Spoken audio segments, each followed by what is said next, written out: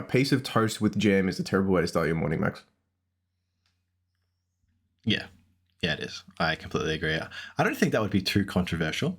I don't know. I think if you ask any Anglo-Saxon Australian, hey, how do you start your morning normally? It'll be, oh yeah, some marmalade and some white toast, or it'll be like maybe I might skip it, or like occasionally I might, if I'm really naughty, I might put some butter on it. I'm like, oh man, I think that's the least controversial thing you've said the entire time. Okay, yeah. Well, yeah, definitely common. I think this gets into, because this is always what I hear from the keto people and alternative nutrition people, I guess you could put them, which is they always say, have a look at the rates of chronic disease risk, and they skyrocket in the 60s and 70s, and then they say, have a look when the government started putting out the recommendations to eat lots of carbohydrates and all that in your food. It's like, yeah, they do. Like, they are at the same time, but no one ever followed them or listened to them anyway. No. Who listens to government incentives? That's ridiculous. Exactly. So, yeah. I always thought that was a really interesting point where the correlation does not always equal causation in any sense. And I would liken it to the situation of if you go get an ice cream, you are more likely to die from a shark attack. Just statistically, on a correlation perspective. Because you're fatter. No, because people who eat ice cream is in summertime, and you go to the beach during summer, so you're more likely to encounter a shark because there's more total people at the beach, not because of your body composition, you absolute silly sausage. But it's one of those things where it's not even completely related, but it's the correlation is still present because, of course, when you have situations that arise around the similar timing, yeah, of course, 1960s or so, when the government recommendations of high carbohydrate diets came out, yeah, absolutely, there's going to be a correlation of something or other. And that's not to say that it's not a factor, absolutely. However, in that entire situation and encompassing everything in what's going on, especially with government policy and how food has come up and down throughout time, and especially with trends and different kind of ways that people eat food in general, once we kind of got to that 1960s point, the ability for food companies to adjust and, I guess, tailor their specific products to be hyper palatable, really, really fucking tasting good, and just ensure that it's really creating kind of your generic obesogenic environment. I think that's probably the more interesting factor in that entire scenario. Yes, carbohydrates have something to do with it because they tend to be very low satiety, and refined carbohydrates play into that a lot. However, and high palatable. Yeah, absolutely, 100%. Max, last podcast we were chatting about caffeine, and you mentioned at the end you were chatting to a potential medical student who was looking to include cherries in their breakfast. Take me through, what was that conversation like?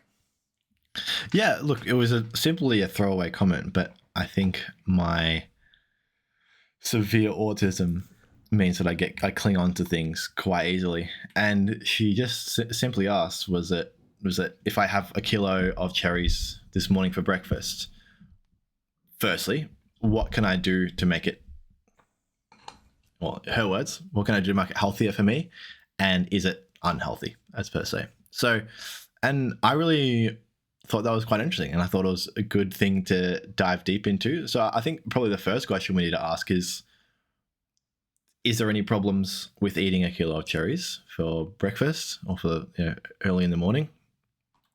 Is there any problems eating a kilo of cherries later in the day, and how may that differ?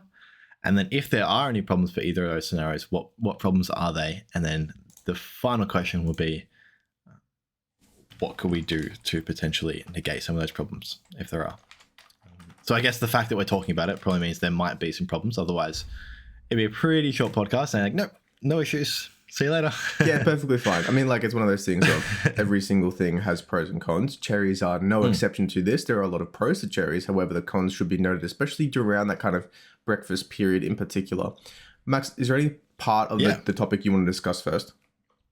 Well, I think let's go through it straight away. So having cherries at any time of day, having a kilo of cherries at any time of day, or a significant amount of cherries at any time of day, what's the issue with that? And I think just quickly, just in case you might not understand this, we are using cherries as an example, but this could be extrapolated to any sort of really fruit or sugary based substance. And that doesn't mean we're conflating sugar and fruit together. Like we don't personally believe that, but there is a reality in that fruit does have sugar in it, and fruit does raise your blood sugar levels, and therefore there are similarities and there is crossover.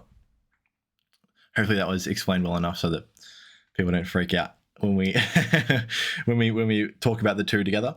But basically, cherries are going to spike your blood glucose levels no matter how much you have, and there's a whole bunch of factors that will determine how much your blood glucose levels are going to get spiked, and one of those factors is going to be the amount you have of something.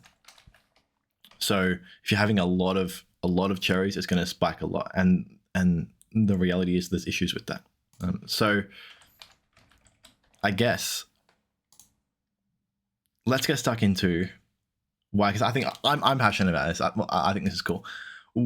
Matthew, take me off the top of your head why it would be different to have the cherries in the morning versus, say, an afternoon or a night or a lunchtime, something like that. What are going to be the differences you're going to see in your blood glucose levels? So my immediate kind of thought process with blood glucose levels is that potentially there's going to be not much in your stomach. The last meal you've eaten is probably around maybe 9 o'clock, maybe 6 o'clock, depending on when you eat dinner and if you have any afternoon snacks or anything like that.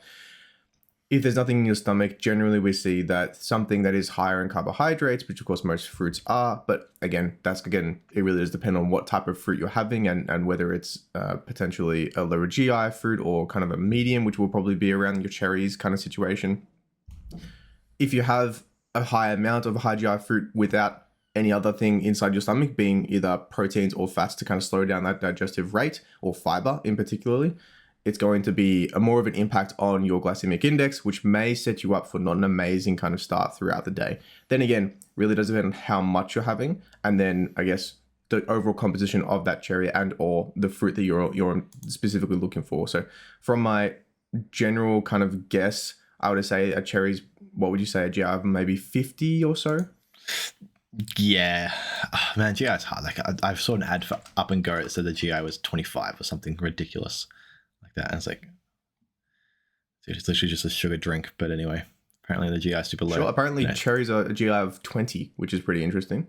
Yeah. Sure. So not that bad at all, but it doesn't.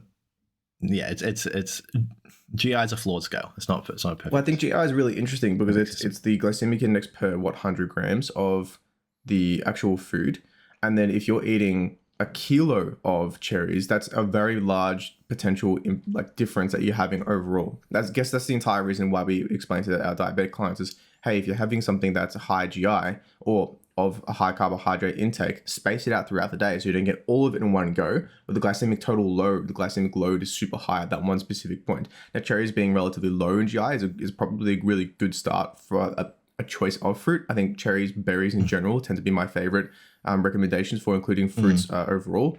They tend to be really high ones like your watermelons, your melons in general, some lychees. Grapes. Yeah, grapes tend to be pretty high overall, which I generally advise to have in moderation. Of course, not limit and completely remove, but of course, there's a factor of what is our priority in this scenario. Now, if you're having just cherries, I think the GI is one factor which may set you up to kind of crash maybe a little bit sooner. There's a fair bit of fiber in the cherries. So probably realistically, if I was to have a very general assessment of, hey, I'm only eating cherries in the breakfast, the GI is not the highest concern of mine, but it's something to note. Yeah, for sure. And I think that GI is an extra step.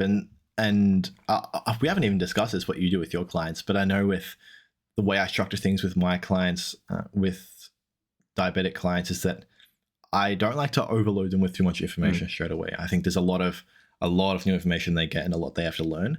And GI is something that's lower on the list. I think learning even further basic things like, what is a carbohydrate, what foods contain carbohydrates, the splitting up carbohydrates into simple sugars and complex carbohydrates is steps before that. So it's a little bit further of a knowledge thing that we go through until we start talking about GI overall with my clients. But yeah, that was exactly where I was going with that one, was that if she was to have it in the night or even for a dessert, something like that, there's going to be less concerns overall regarding the sudden spike in BGLs and I guess the consequences of that overall. Whereas if you're having it in the morning, you're on an empty stomach, you haven't exercised at all. So I'm giving a few hints as to the things that we might recommend for her moving forward.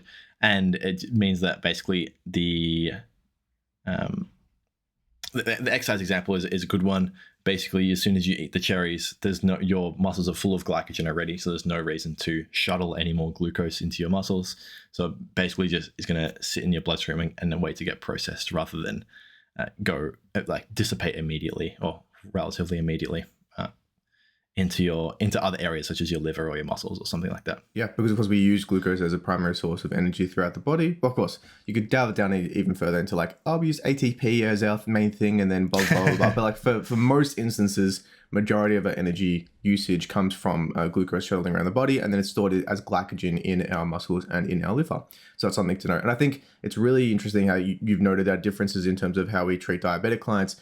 I very much gauge it on what is the interaction that we're having in that specific scenario and what is this person like? How do I understand what this person's personality is? And often the diabetic clients require a little bit more engagement. I really need them to be involved in a specific journey. I jump straight into glycemic index because it's one of those things of, hey, this is what we're going to be focusing on. This can kind of be the key to all of your scenario. Yes, absolutely. I 100% agree with you. If you can guarantee they're going to show up for the next 5-6 sessions, then you can start with the kind of fundamentals. Hey, what's a carbohydrate? Hey, what's a protein? Hey, what's a fiber?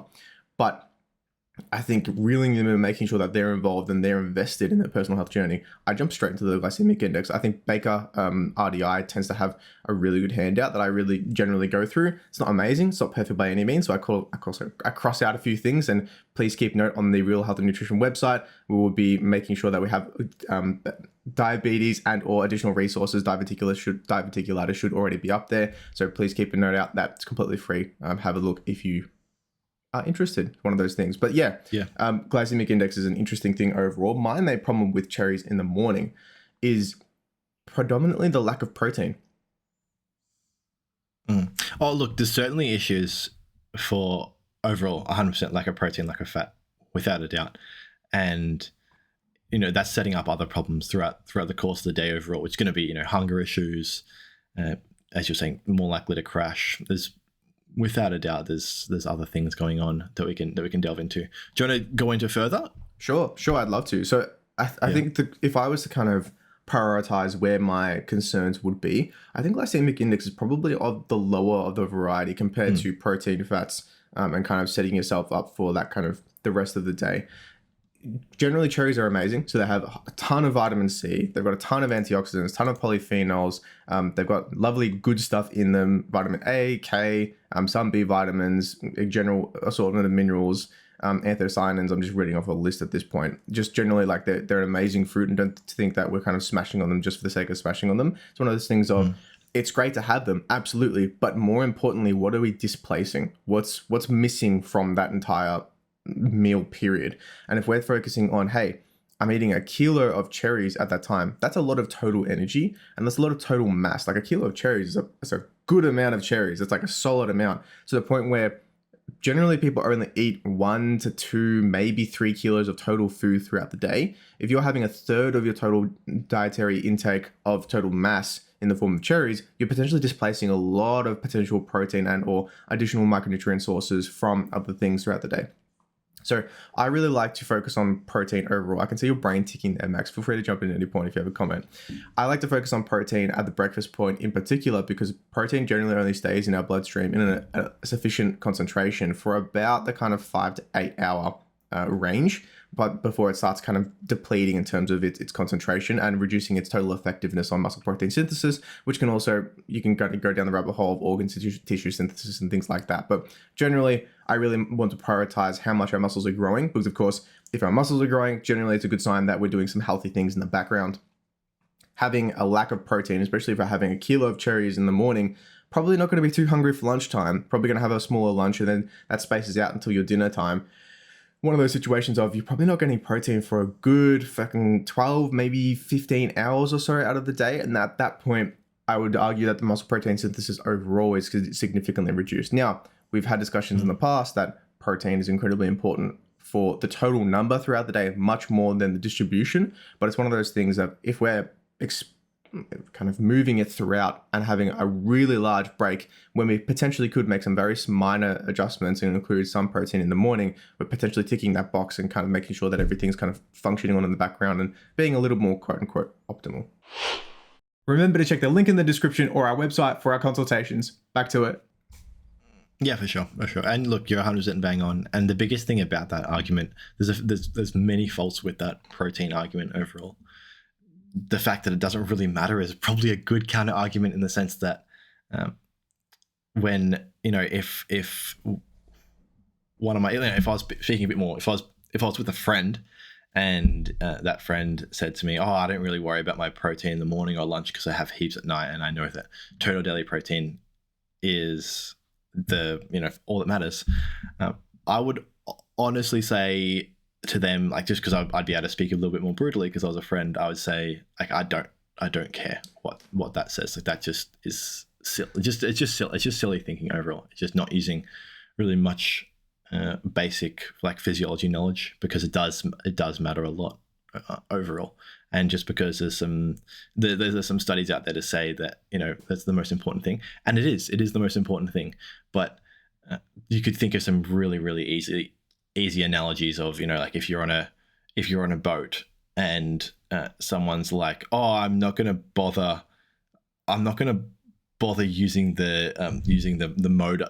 I'm not going to bother using the steering wheel at all because I've got the motor, so I can just direct it with that, because that's the most important thing, right? That's all that matters. Like, well, like, we do have other options to steer the boat other than just one thing, and it's kind of the same for this one. It's like we don't just focus on one most important option. And I guess the second thing, which is true for this person as well, is that she would definitely not realize she's displacing her protein and would definitely not compensate for it in later meals throughout the day. So basically it's just displacing it without replacement at all, meaning that her subsequent meals, lunch and dinner, wouldn't have additional protein in it to make up for what's been removed. So basically it's just a very low protein day overall. I think that's a really important point to note, and I'd love to touch on that in 2 seconds, but I'd love to ask you a question, Max. I find that most people, when they talk to me and they find out I'm a dietitian, they ask me initially, is this food healthy?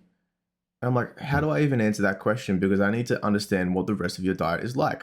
And are you meeting your criteria from everything else? Because if I was to say which food would be the healthiest, I'm like, meat maybe, because like you can kind of subsist off of only meat sometimes.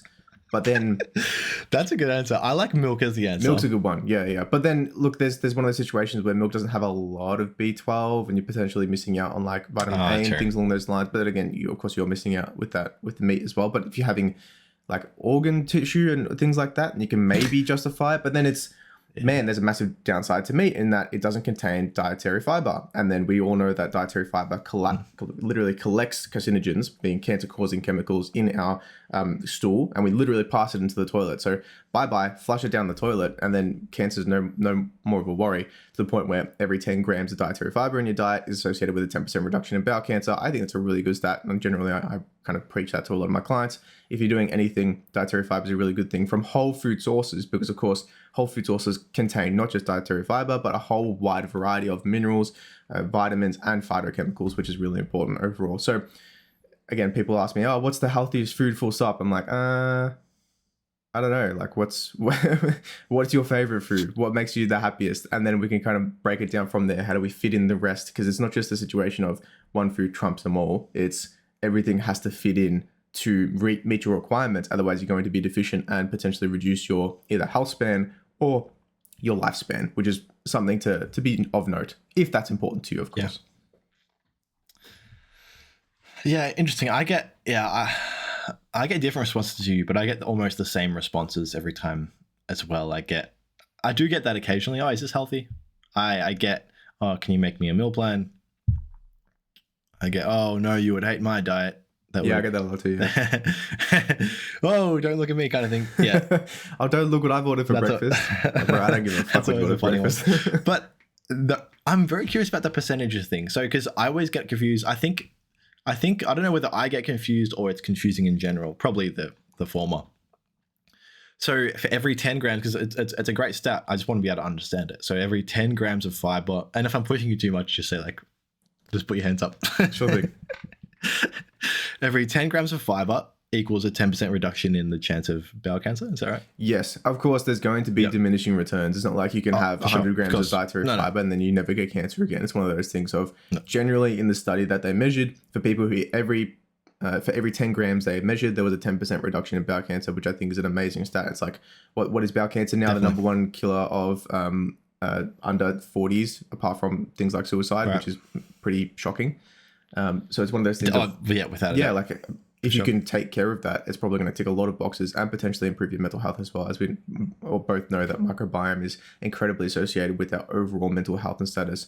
Through the links, I'm not entirely sure what the theoretical mechanism is as of yet. It's just that we're noticing generally people who have a more wide and varied microbiome, generally we see an improvement in total mental health status.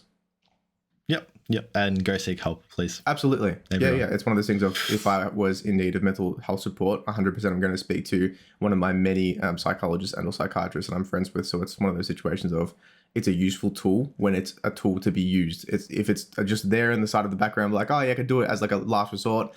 I don't know if that's an appropriate mechanism of dealing with your problems. Last resort is generally kind of like, I'm not entirely sure what I turn to as a last resort. Probably video games is my major coping mechanism in the worst situations. I know what my last resort is. I don't get worried if I decide I'm going to do a 100-kilometer run around Victoria. Yeah, excessive exercise. Genuinely. Well, people tend to turn to that as a coping. Whether that's healthy or not, look, it's definitely healthier than some other coping mechanisms like drugs or something along those lines. So yeah, you could argue that's probably a little bit better one. I'll come running with you, Max. I think that sounds fun.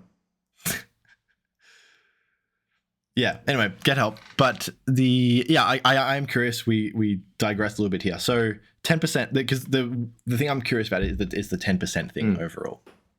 So what do they mean by that? Do they mean that everyone has a certain percentage chance of getting bowel cancer overall? So like, for example, let's say I have a 22% chance and then it decreases to 12%. What's the, how are we measuring this percentage? I'm not that familiar with the actual study itself. I think it was more so hey, very roughly, it's like if you're X age, you have like a 5% chance, or more realistically, it's going to be like a 1. But let's round it to like a 10% just to make math easy. Let's say you have a 10% chance, again, realistically more like a 1 or less than 1% chance per year. You have a 10% chance. Of that 10%, if you include 10 grams of dietary fiber, it's like a 9% chance. And if you could include 20 grams of dietary fiber, it's like an 8% chance. And then further on, and to the point where like I think the recommendations are generally 30-ish grams per day. I'm aiming for about 40 if I can possibly get that. Very hard to, just as a full stop, unless you're eating a lot of like legumes and things along those lines, cruciferous vegetables, things similar to that. Generally, you can reduce your potential cancer chance to like, I don't know, a reduction in 40%. Realistically, which I think is a great and absolutely worthwhile endeavor. And you're ticking off so many boxes along the lines. It's not just, hey, I'm reducing my cancer chance of just bowel cancer. I would argue that it's a whole systemic reduction in cancer chance and risk overall, especially when we kind of factor in that high fibrous fruits and vegetables tend to be very satiating, most likely going to lead to a little bit of a weight reduction, assuming that, of course, you're listening to your hunger cues and aware of that whole system. And then, of course, we all know the benefits of reducing your total overall body weight with reduction in cancer risk. Is one of the things of, I don't think it gets spoken about enough, is that if you are overweight, the higher the weight you are, the higher the cancer risk you have. I'm not entirely sure of the mechanisms at play. However, that's just what we see in terms of what's happening in terms of just overall general populations and data. Yep. Yeah, okay. I'm glad I asked that question because that was what I was under the impression of too. And these things are absolutely great to think about. But I do think, and I think you would agree with me here, the numbers are inflated. And I've heard other people talk about this. I've heard Dr. Mike, not Dr. Mike Israel, the other Dr. Mike dude, the actual medical doctor. Yeah, the practicing medical doctor with the boxing doctor. Is he a boxer? He likes the box. He did that whole boxing bash Really? thing. Yeah. Which is pretty counterintuitive considering the one that's pretty. Yeah, the pretry one. Yeah, not the big muscly one that kind of looks like he'll. Yeah, but anyways, that's a bit. Not like the troll looking one. So we love you, Dr. Mike. Thanks. So I feel like he wouldn't be offended. No, he wouldn't. He'd enjoy that. He'd be like, "Yeah, I'm as big as a troll. That's right."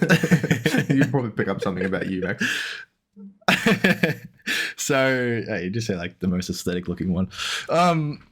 So I guess my point is that like it is overall.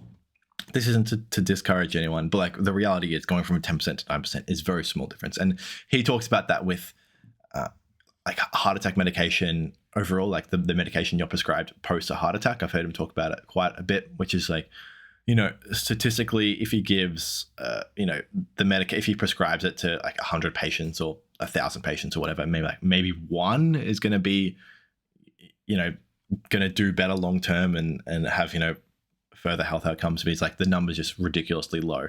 And I guess his point is that it's still good to do. Like it's great, but it's not this miracle drug that's gonna, there's other factors at play. And I guess that's where he goes from there, and he bounces off there and he goes, so the drugs aren't going to do it for you. You've got to focus on other things like your nutrition, exercise, stress levels, all that sort of stuff.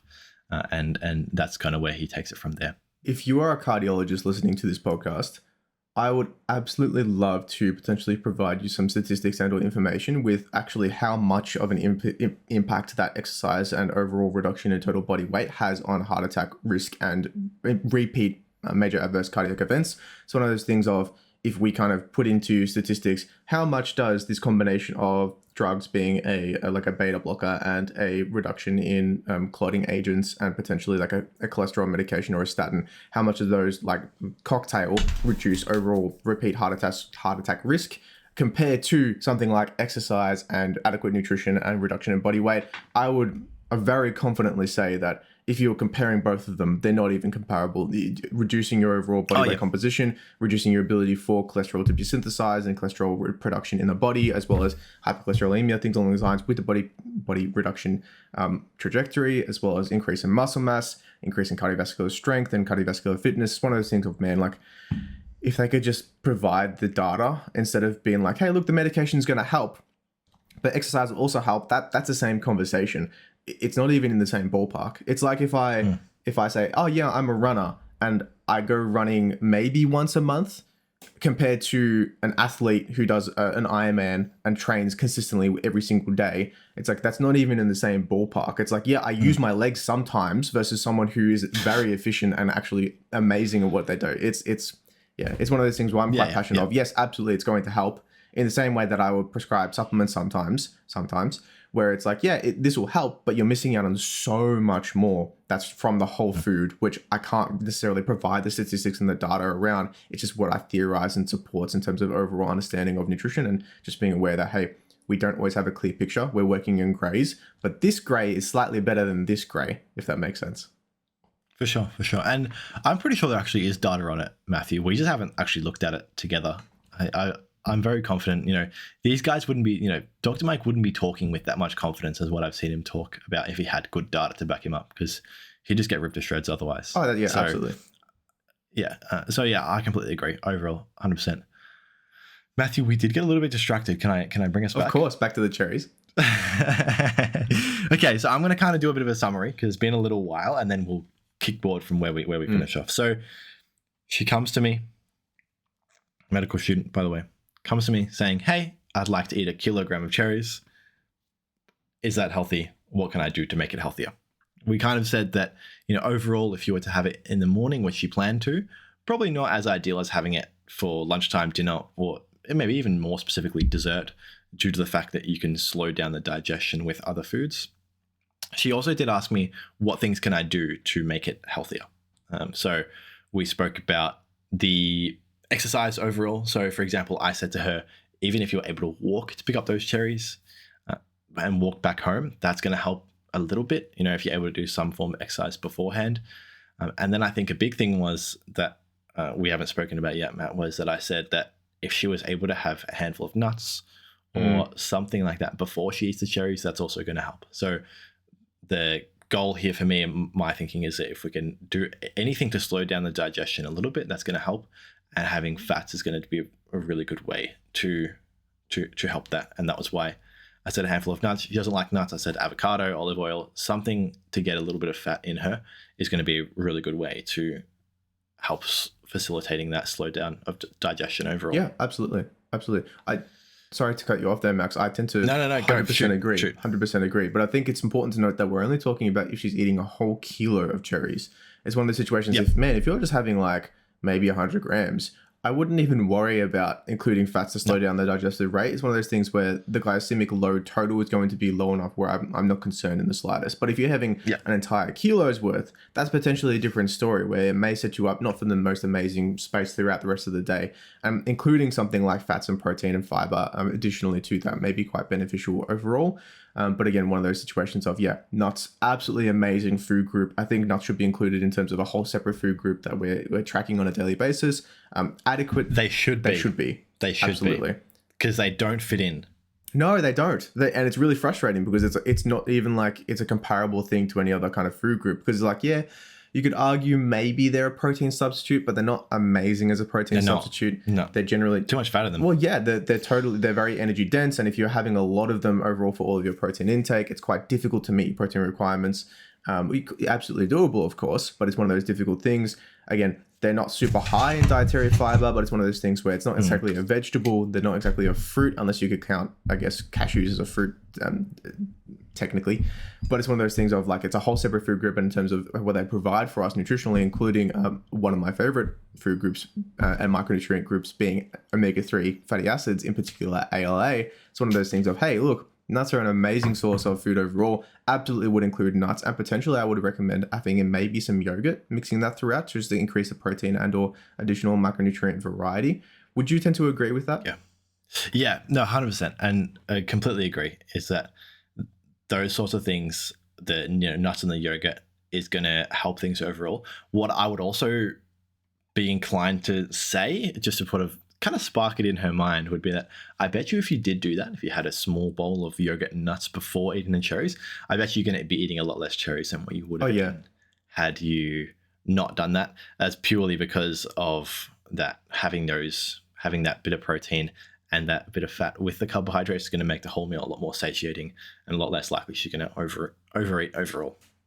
So 100%, I'd love to talk about that more properly, that nuts should be a separate food group. I don't think it's a whole podcast worthy. No, it tends to not be, but it's one of those things. It's like so interesting, and it's like why isn't it? Yeah, it's one of those things of like people kind of sleeping on the radar. I often ask in my consultations like, how much nuts are you having on a weekly basis? Well, first is like, are you eating nuts? Do you like nuts? How much would you normally eat? It's one of those things of, if you're not, I would really, really, really recommend having them because it's so beneficial for you that it's like, why wouldn't you?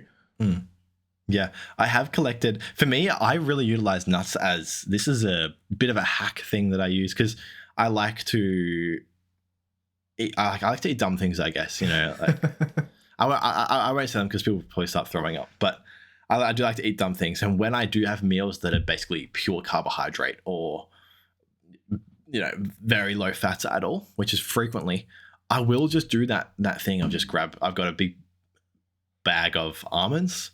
And just before the meal, I'll just grab a big handful of nuts, have the nuts, and I know that, I don't really need to worry. There's no fat in this meal anymore because I've already had plenty of fat for this meal anyway.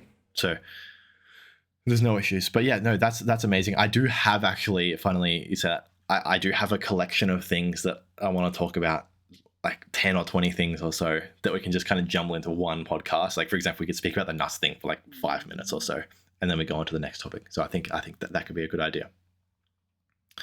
But Matthew, probably for, I'm going to say like the 20th time in this podcast, but I do think it's worth talking about since we are talking about BGLs.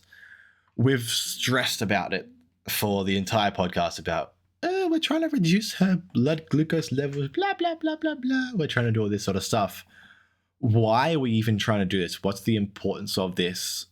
We keep harping on about health.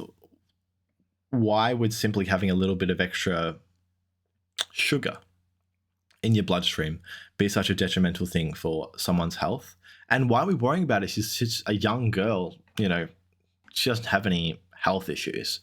Why would we worry about it for this young girl, this young healthy girl that is just doing this as a once off? It's not that big of a deal, right? Yeah, not that big of a deal at all. For that kind of once off, I wouldn't stress about it in the slightest. I wouldn't even pay attention to it in most conversations, but it's more so of the setup and more the habitual routine of, hey, if we're having a really high GI intake in the morning, and I would probably say that realistically, I'm not entirely sure what the total glycemic load of this entire kilo of cherries would be, but I would more so situation it to what more people realistically have is that, hey, I'm having 2 pieces of toast in the morning with jam. And then, okay, cool. If you're having that, or you're having like a bowl of cereal and it's like the most processed, refined carbohydrate cereal you can think of, it's one of those situations of, okay, really high GI cereal in the morning. Most likely your lunch isn't amazing. There's probably a fair few things we could probably adjust and make some really positive movements towards. But over time, when we have those high GI responses, when we start having that experience, our pancreas starts to potentially lack in its ability to keep up. Our muscles and or our cells throughout our body will be less receptive to insulin, which means that blood glucose won't be flowing into where it should be as much, meaning that it builds up. It starts making protein sticky. Generally, sticky proteins don't function as well. They become unable to actually do what their job is. And that's potentially a mechanism for leading to some damage that occurs with our microvascular tissue throughout our body, meaning that the small veins and arteries that lead to and go from the really important things like our eyes, our fingertips, our toes, our kidneys, that start to become damaged over time. Then we start leading to type 2 diabetes. Now, that's not going to happen if you just have, like if I was to have for breakfast, I'm going to have half a loaf of high GI white bread. I wouldn't stress about that. It's not going to be amazing for me, of course, and not going to set me up for success for the rest of the day. But for an overall longevity health span perspective, couldn't care less.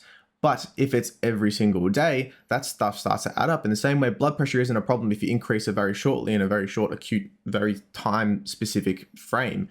But if you have high blood pressure every single day, again, with that tsunami wall that keeps hitting and hitting, eventually it's going to wear down that ocean barrier, that break in terms of that kind of protection for the rest of the body. Over time, when you wear down things start to break, that leads to other complications, and generally it's not amazing. Now, the entire reason why I wouldn't recommend for this kind of dietary intake of high GI in the first place is that you don't really kind of flick a switch in someone's habits that, okay, I'm just not going to have it anymore. People are very consistent in nature. They're generally resistant to change, and that can be both a very good thing and a very bad thing. In this kind of instance, it can be working against our goals, because flicking a switch and changing from a really high GI intake and from overall to something that's lower GI and completely different to our normal dietary intake, we've been having that intake for the past, in most cases, 30, 40 years. And once we get to that point, I don't need to listen to you young whippersnappers talking about nutrition and dietetics. I've got everything planned. It's going to be okay. I'm just going to take the medication. That's going to be fine. As we've discussed, the medication helps, but it doesn't help nearly as much as body composition change supporting overall health and nutrition does. Nowhere near a comparison, not even in the same ballpark, to the point where if you improve your body composition and if you improve your overall health and nutrition, you can reduce the medication you're on and you can potentially get rid of it in some instances. Quick ad break, guys. Remember to click the first link in the description to check out our dietitian consultations and services. Back to it. Yeah, most definitely. 100%. Really well said, man. I'm really glad you said at the start that not a worry at all, because that was exactly what I was hoping you were going to say. Because that's my answer to everyone when they say things like, oh, should I eat this? Like, is this going to be really bad? I'll say, don't worry about it. It's not a big deal. My follow-up question is not strategies to help it, like we just said with the cherries. It's how often are you doing this? How often are you eating this? And if the answer is very rarely, I don't care, and spend less time worrying about it, and you'll probably be healthier overall because you'll be less stressed. So that's definitely my recommendation too. The only reason why I decided to do a little education session for her is because she's a doctor. So she probably should learn about it and let's treat every opportunity as a learning opportunity, Matthew. I absolutely love that, Max. I think it's really important that we provide a really solid framework for our allied health and our medical practitioners alongside us to support our communities. It's not just a position of, oh, I'm the dietitian, so I get to hold all the information and make sure all of my clients are healthy. The whole reason why we're in this industry is to support the health of our overall population. And I hate the argument of, the government's keeping stuff away from us because blah, blah, blah, blah. It's like, no. If you were able to live healthier and longer, you would work more, meaning that you would earn more money, meaning that the government earns more tax, meaning that generally the whole community prospers more. It's one of those things of the government has your health as its major interest, as priority number one. If everyone was dying at the age of 20, man, you would have some absolutely abhorrent and tragic GDP. That's one of those things of like, it's absolutely a catastrophe if people are dying at early ages, especially before we get into that retirement age, which hopefully, of course, extends. I would like ideally our retirement age to be 100 plus. in the next little bit. So once I'm 100, I kind of relax and engage in my exercise on a daily basis and challenge myself mentally on a daily basis. But I wouldn't necessarily have to do work unless I wanted to, which I think is the really important factor in that scenario.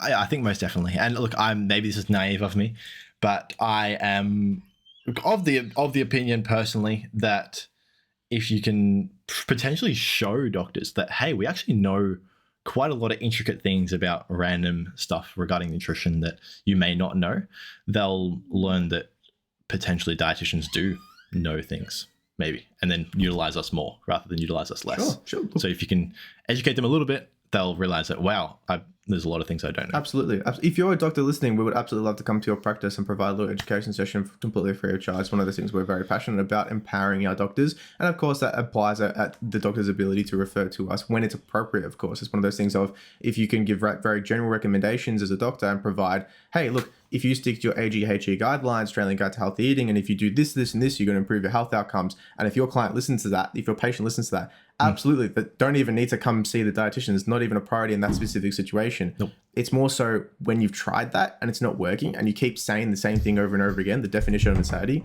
doing the same thing over and over again, expecting a different outcome, then you send them to us. Then we have that conversation. Then we support them further and make a plan that's specifically for them, and not specifically a meal plan. It's more so a whole diet and lifestyle plan overall, something that's tailored towards their specific situation. Very nice. Matthew, thanks so much for this discussion. We'll see you next week. Absolutely. Thanks so much for listening, everyone. Cheers. Peace. Thank you so much for listening to the R.E.A.L Health and Nutrition podcast. The sponsor of today's show is you.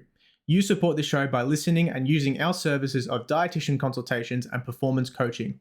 We offer in-depth one-on-one consultations to help you achieve your health and performance goals. Any random bloke online can give you a generic meal plan, where we here at R.E.A.L work collaboratively with you to reach your goals, making you feel heard and including you in your journey's planning. Our service offers tailored advice and can accompany meal plans and or realistic nutrition strategies, which can be booked via our website, www.recoveryexerciseandlifestyle.com. That's www.recoveryexerciseandlifestyle.com. Just a quick disclaimer, this podcast is for education, information, and general entertainment purposes only, and does not constitute the practice of medical nutrition therapy or healthcare of any discipline. The content discussed in this podcast is not intended to be a substitute of professional medical advice, diagnosis, or treatment. Please review our terms of use via our website. Thank you so much, everyone. Have a great day.